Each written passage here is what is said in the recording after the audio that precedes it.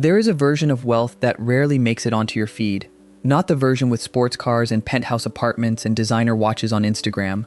The other version, the quiet version, the version where a 57-year-old plumber drives a 10-year-old truck, lives in a modest 3-bedroom house, and has a net worth that would shock everyone on his street. 80% of millionaires in America are first-generation wealthy. They did not inherit a dime. They built everything from scratch. And here is the part that should make you uncomfortable. They did not build it by earning more than you. Many of them earned less than the average doctor, lawyer, or tech worker who is somehow still living paycheck to paycheck, despite pulling in $200,000 a year. The difference is not income, it is rules, quiet rules, minimalist rules that wealthy people follow every single day while the rest of the world chases the next shiny thing. And these rules look nothing like what financial social media tells you wealth is supposed to look like. My name is Ivan, and I spend way too much time studying the psychology of money, the habits of people who actually build wealth, and why some people quietly get rich while others loudly stay broke. Today, I am walking you through 10 minimalist money rules that wealthy people live by. Not the kind of wealthy that needs you to know about it, the kind that builds in silence and compounds in the background while everyone else is still trying to look rich. Some of these will feel backwards. Some will challenge what you have been told your entire life about what financial success looks like. That is exactly the point. The rules that actually work rarely look like the rules everyone else is following. Rule 1. Every purchase must solve a specific problem. Wealthy people do not browse. They do not scroll through online stores for entertainment. They do not wander through shopping malls because they are bored on a Saturday afternoon. When they spend money, it is because something in their life has a clear, identifiable friction point, and the purchase removes that friction. This sounds simple. It is not, because the entire modern economy is designed to get you to buy things you never knew you needed until an algorithm showed them to you at 2 in the morning when your willpower was at its lowest. Rich Richard does not buy a new coffee maker because the old one still works. He does not upgrade his phone because a newer model came out. He does not add items to his cart because they were on sale. Every single purchase answers one question: what specific problem does this solve in my daily life? If the answer is nothing, the wallet stays closed. Poor Peter buys based on emotion. He sees something that triggers a quick hit of excitement, buys it, feels good for 48 hours, then forgets about it entirely, while the charge sits on his credit card collecting interest. Multiply that pattern across 10 years, and you are looking at tens of thousands of dollars that evaporated into things he cannot even remember buying. The next time you are about to purchase something, try Rich Richard's filter. Name the problem in one sentence. If you cannot name it, the purchase does not happen. This one shift alone can save you more than any budget spreadsheet ever will, and it goes deeper than just individual purchases. Problem-first spending changes your entire relationship with wanting things. When you train yourself to identify the problem before reaching for the solution, you start noticing how many of your desires have no problem behind them at all. They are just reactions to advertising, social comparison, or boredom wearing a disguise. You begin to see the difference between a real need and a manufactured urge, and once that distinction becomes clear, it is impossible to unsee.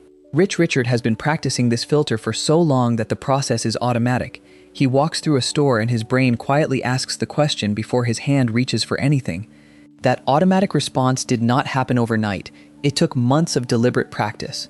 But now it runs on autopilot, protecting his finances without requiring any willpower at all. Rule 2. Upgrade what nobody sees. There is a hierarchy to how wealthy people spend money, and it is the opposite of what you would expect. They upgrade their mattress before their car. They invest in a quality desk chair before a designer jacket. They spend on their health, their sleep, their kitchen tools, the things that touch their daily performance but that no one outside their home will ever notice. Poor Peter upgrades in the other direction. New sneakers that people will see, a nicer car that impresses the neighbors, a watch that signals success to strangers at a bar. Everything he buys is pointed outward. Everything is for the audience. Rich Richard upgrades inward. Better lighting in his home office so his eyes do not strain during long work sessions. A high-quality air purifier because his sleep improved by 20% when the air quality in his bedroom got better. A standing desk converter because his back was giving him trouble and he knew that physical discomfort was quietly draining his focus and productivity. None of these purchases photograph well. None of them would get likes on social media. And that is exactly why they work. When you upgrade the invisible foundation of your daily life, everything built on top of it gets stronger. Your energy improves, your decision-making sharpens, your output increases, and all of those compound into more earning potential, better financial choices, and a life that actually feels good rather than one that just looks good from the outside. Wealthy people figured out something that took me years to understand. The best purchases are the ones nobody else knows about. Rule 3. Be generous in 2 categories, be ruthless everywhere else. This is where minimalist wealth gets misunderstood. People hear minimalism and they picture deprivation, eating rice and beans, wearing the same gray shirt every day, never enjoying anything. Wealthy minimalists do something completely different. They pick 2 or 3 categories in life where spending materially improves their experience, and they spend freely in those areas. Maybe it is high-quality food. Maybe it is travel. Maybe it is education or books. Whatever those 2 or 3 things are, they do not cut corners there. But everywhere else, they are ruthless. Everything outside those chosen categories gets the absolute minimum necessary. They drive the reliable car, not the impressive car. They live in the functional home, not the aspirational home. They wear the comfortable clothes, not the branded clothes. Rich Richard spends generously on meals with his family and on 1 international trip per year. Those are his 2 categories. Everything else in his life runs on the most efficient, cost-effective option available. And because he is only spending freely in 2 areas instead of 10, he can actually afford to enjoy those 2 things without financial stress. Poor Peter spreads his spending thin across everything. A little luxury here, a little upgrade there, a subscription for this, a splurge on that. Nothing gets the full experience because he cannot afford it. Everything gets a watered-down version that does not quite satisfy, which is why he keeps spending more trying to fill a gap that strategy will never fill. The wealthy do not practice deprivation, they practice concentration. They concentrate their spending where it matters most and eliminate it everywhere else. That is not sacrifice, that is precision, and precision is what separates someone who feels rich from someone who actually is rich. Poor Peter feels deprived because he spreads himself thin. Rich Richard feels abundant because he goes deep where it counts. Rule 4. Build walkaway money before everything else. You have probably heard of an emergency fund, 3 to 6 months of expenses set aside for unexpected events. That is a floor. That is the bare minimum. Wealthy people operate on a completely different level. They build what some call a go-to-hell fund. This is not money for emergencies. This is money that gives you the ability to walk away from anything. A job that is destroying your mental health, a business partnership that turned toxic, a living situation that no longer serves you, a negotiation where the other side thinks you have no options. When you have enough money to sustain your life for 2 or 3 years without any income, the way you make decisions changes completely. You stop accepting things out of desperation. You stop tolerating situations because you feel trapped. Every conversation you enter from a position of quiet strength because you know, in the back of your mind, that you could walk away tomorrow and be fine. Rich Richard has 24 months of living expenses sitting in a high-yield savings account, not invested, not tied up, liquid, accessible, boring. It earns him a few percent annually, which is nothing compared to market returns, but the return on that money has nothing to do with percentages. The return is measured in leverage, in confidence, in the ability to say no to anything that does not align with his values. Poor Peter has $1,100 in savings and sweats every time his car makes a strange noise. He stays at a job he hates because he cannot afford to miss a single paycheck. He accepts bad deals because he has no negotiating power. His financial position dictates his choices instead of the other way around. The difference in how Rich Richard and Poor Peter experience the exact same situations is staggering. Same company offers both of them a bad deal. Rich Richard walks away. Poor Peter accepts it because he needs the money. Same employer treats both of them poorly. Rich Richard updates his resume from a position of calm confidence. Poor Peter swallows the frustration because he is 2 missed paychecks away from disaster. Same car breaks down. Rich Richard is mildly inconvenienced. Poor Peter is in a financial crisis. The money itself is the same. The difference is what that money represents. For Rich Richard, it represents freedom. For Poor Peter, it represents survival. And those 2 psychological positions produce completely different life outcomes. Walkaway money has nothing to do with the interest rate. The entire point is the freedom rate, and wealthy people prioritize that freedom above almost everything else. Rule 5. Refuse to let your job title set your budget. This one is subtle, and it destroys more high earners than almost any other trap. When you become a doctor, there is an unspoken expectation that you live like a doctor. When you make partner at a law firm, the social pressure says you need the right car, the right neighborhood, the right country club membership. When you climb the corporate ladder and your title changes, so do the spending expectations from everyone around you. Researchers call this the status trap, and it explains why so many people earning over $200,000 a year have less than $60,000 in savings outside their home. Their income is objectively high. Their net worth is embarrassingly low, because every dollar that comes in gets absorbed by the lifestyle their profession supposedly requires. Rich Richard makes $130,000 a year. He drives a used sedan. He lives in a neighborhood where his neighbors are teachers and firefighters. His wardrobe costs less in a year than some of his colleagues spend in a month. And his net worth is 7 times what it should be for his income level because he refuses to let his job title write his checks. Poor Peter got a promotion and a $30,000 raise last year. Within 6 months, he had a new car payment, moved to a more expensive apartment, and upgraded his wardrobe to match his new position. His lifestyle expanded faster than his income grew. He is earning more than ever, and somehow has less money at the end of each month than he did before the raise. The wealthy understand something that took researchers decades to document. Your profession creates invisible spending pressure that has nothing to do with what you actually need. Recognizing that pressure and refusing to comply with it is one of the most important financial decisions you will ever make. Think about it this way. When you get a promotion, the people around you adjust their expectations of what your life should look like. Your parents expect you to upgrade. Your coworkers notice if your car stays the same. Your friends start suggesting more expensive restaurants. None of these people are trying to sabotage you. They are just reflecting the cultural script that says higher income equals higher consumption. But following that script is the exact behavior that keeps high earners broke. Rich Richard figured this out early. His income has tripled over the past 15 years, but his spending has barely moved. The gap between what he earns and what he spends has widened into a canyon, and that canyon is filled with investments, savings, and options that poor Peter will never have because poor Peter let his spending chase his income all the way up the ladder. The next time your income increases, try something that feels counterintuitive. Change nothing. For at least 90 days, live exactly the way you lived before the raise. Let the extra money flow directly into investments or savings. After 90 days, evaluate whether your life actually needs anything different. The answer, almost always, is no. Rule 6. Live in a smaller home than you can afford. Half of the millionaires studied in the research on American wealth have lived in the same home for more than 20 years. Their mortgages average less than a third of their home's current value. They did not buy the biggest house the bank would approve them for. They bought something modest, functional, and well below their means. This matters more than people realize because housing is the single largest expense in most people's lives. When you buy at the top of what you can afford, every other financial decision gets squeezed. You have less margin for investing, less flexibility for emergencies, less room to breathe.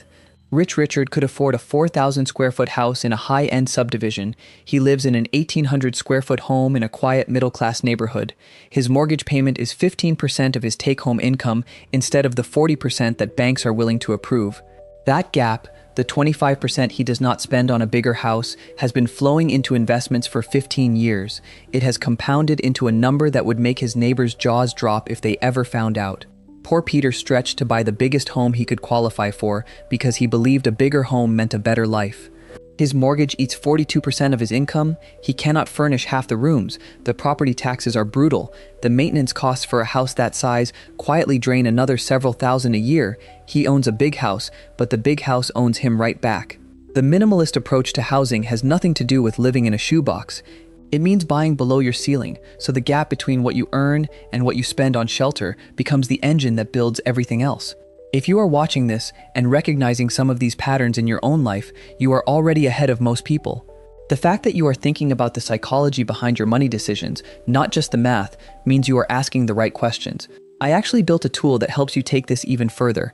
It asks you a few questions about your specific financial situation and tailors a plan to your circumstances.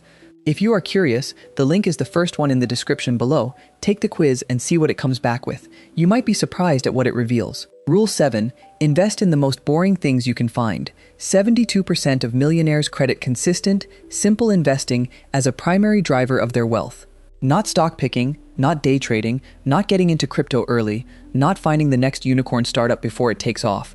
Simple, boring, automated investing into diversified, low-cost index funds, the kind of investing that would put you to sleep if you tried to talk about it at a dinner party. The wealthiest people in the room are almost never the ones with exciting investment stories. They do not have tales of dramatic wins or bold bets that paid off. They have decades of quietly adding money to the same boring funds, month after month, year after year, through crashes and rallies and everything in between. Rich Richard has been investing the same amount every month into 3 index funds for 22 years. He does not check his portfolio daily. He does not panic when markets drop. He does not get excited when they surge. The whole system runs on autopilot. It is spectacularly boring. And it has made him quietly wealthy while people with more dramatic strategies burn through their capital chasing returns that never materialized. Poor Peter spent years chasing the hot investment. He jumped into whatever was trending. He bought individual stocks based on social media recommendations. He sold in a panic during downturns and bought back in after recoveries, doing the exact opposite of what the math requires. After a decade of frantic activity, his portfolio is smaller than Rich Richard's was after 5 years of doing nothing interesting whatsoever. The wealthiest retirees in America did not get there through brilliance. They got there through boredom, through consistency, through refusing to let excitement drive financial decisions. Boring is the strategy. Everything else is entertainment disguised as investing, and this applies beyond the stock market. The same principle shows up in how wealthy people earn their income. The research on American millionaires found that the majority built their wealth in overlooked, mundane industries: plumbing companies, commercial carpet cleaning, industrial equipment maintenance, cup holder manufacturing.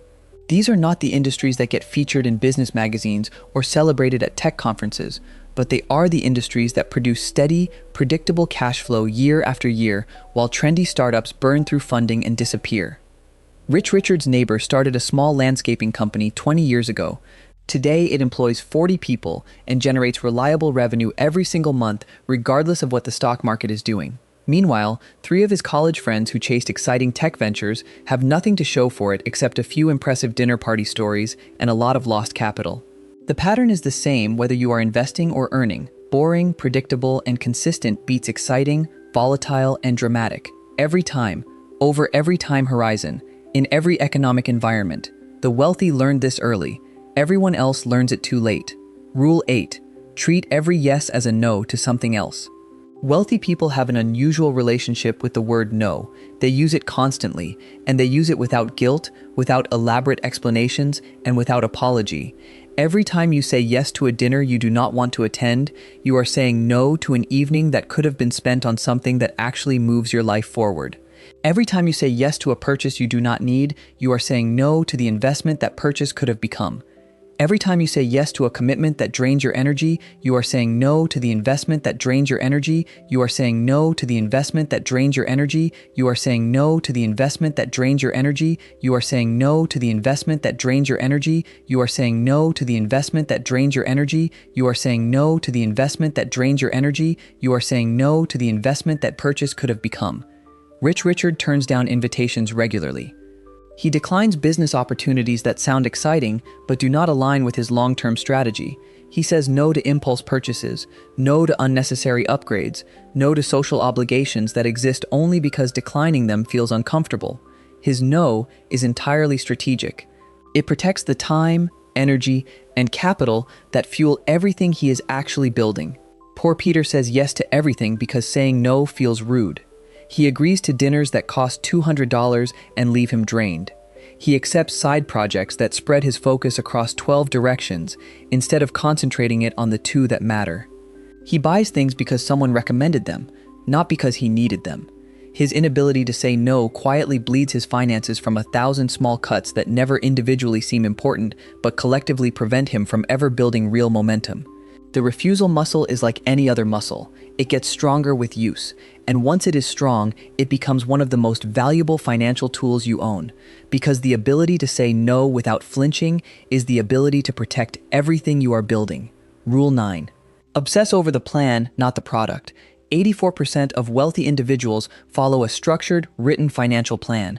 Compare that to 52% of the general population, and most of that 52% are loosely following a plan they vaguely remember setting up years ago. This difference matters more than which specific investments you choose, which bank you use, or what savings account offers the highest interest rate. The plan is the architecture. The products are just the building materials. Without architecture, the best materials in the world produce nothing.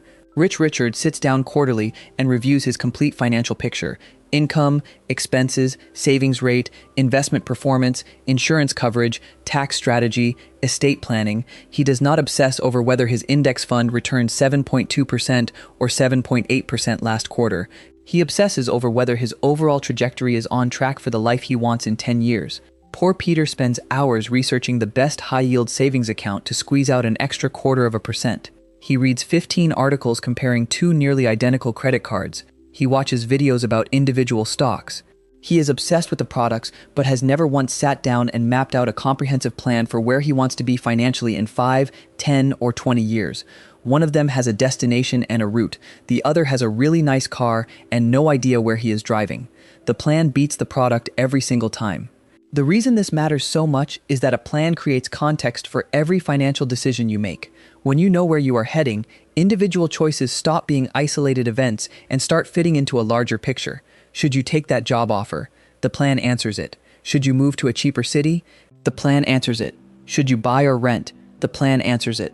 Without the plan, every decision exists in a vacuum, and you end up making choices that contradict each other without even realizing it. Rich Richard does not agonize over individual purchases or investments because his plan has already answered the big questions.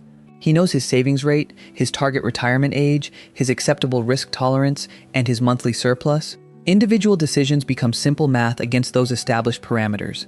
The plan did the hard thinking once so that every subsequent choice is easy. Poor Peter makes every financial decision in real time, relying on gut feeling and whatever article he read most recently.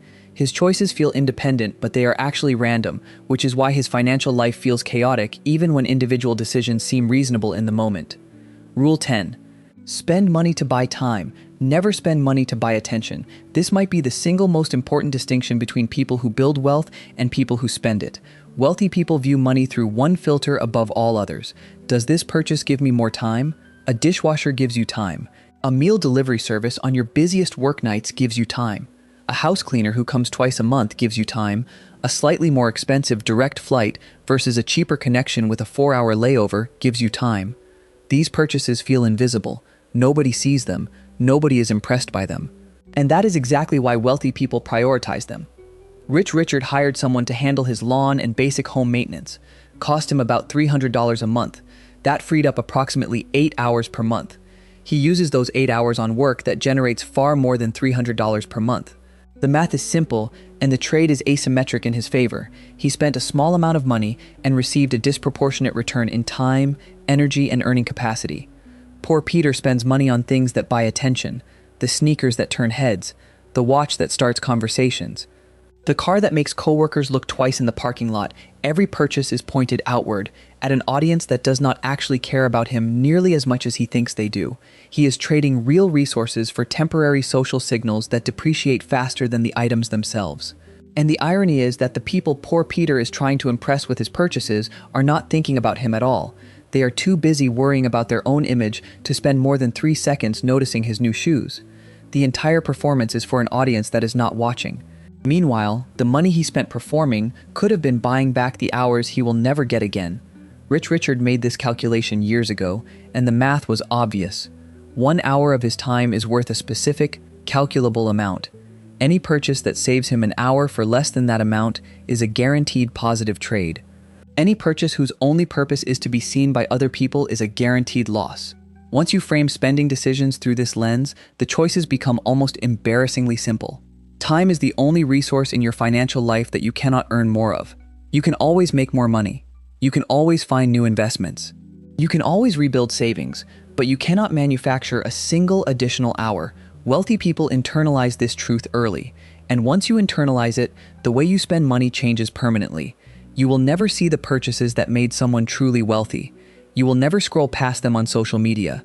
You will never admire them through a car window at a red light, because the purchases that build real wealth are invisible, they are boring, they are quiet, and they compound in silence, while everyone else is still busy performing success for an audience of strangers. Rich Richard knows this. He has known it for years. And that knowledge, combined with the patience to act on it consistently, is the entire reason his net worth looks nothing like his lifestyle would suggest. Poor Peter is still chasing the version of wealth that gets attention. And as long as he keeps chasing it, the real version will keep moving further away. The 10 rules you just heard are not complicated. They require no advanced degree, no special connections, no starting capital. They require something much harder. The discipline to do what works instead of what looks impressive. The patience to build in silence while the world rewards noise. and the clarity to understand that the quietest financial life is almost always the richest one.